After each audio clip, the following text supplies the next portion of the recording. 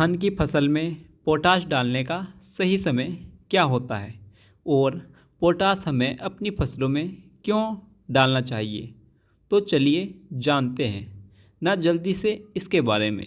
तो किसान भाइयों, नाइट्रोजन हो गया, फास्फोरस और पोटाश, ये तीनों सबसे मेजर पोषक तत्व होते हैं।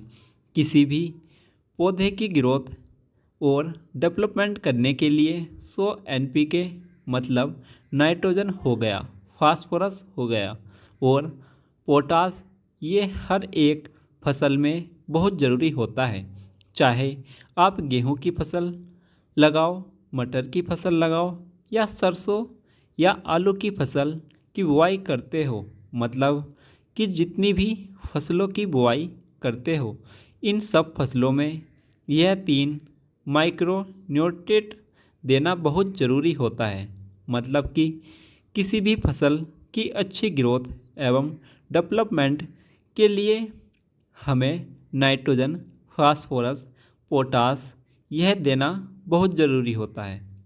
और इस समय धान की फसल में एक आखिरी यूरिया के साथ पोटाश ज़रूर डालो, जिसके बहुत ज़्यादा बेनिफिट होते हैं।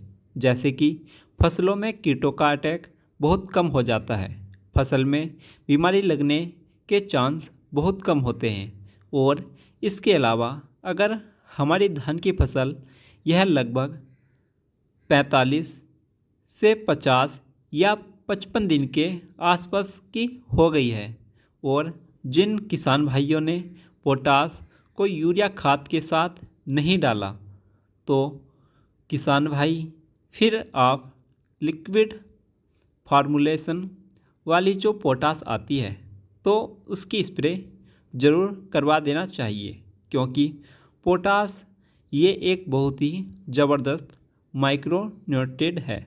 और पोटाश का सबसे पहला काम ये होता है कि पोटाश ये पौधों में न्यूट्रिएंट और ट्रांसपोर्ट करते रहता है, मतलब दाना बनने में बहुत ज़्यादा मदद करता है। दाना मोटा बनता है, दाना चमकदार बनता है और खाली दाने बहुत कम रहते हैं। मतलब कि इसके पीछे का लॉजिक आप ऐसे समझें कि जो पोटाश है यह पौधों में प्रोटीन हो गया, स्टार्च, शुगर या फ्रूट क्वालिटी हो गई। इसके अलावा ये एक्टिवेट वेरियस एंजाइम करता है, स्ट्रांग रूट करता है, मोटेनिक सोइल बैलेंस बनाता है। मतलब इतना सब कुछ यह पोटाश ही करता है। इसीलिए पोटाश यह हमें अपनी फसल में आखिरी यूरिया के साथ देना बहुत ज़रूरी है। और पोटाश का प्रयोग करने से यह फसलों को मजबूती देता है। मतलब कि जिन फसलों की ज़्यादा लंबाई हो जाती है तो उन फसलों को यह गिरने से भी रोकता है।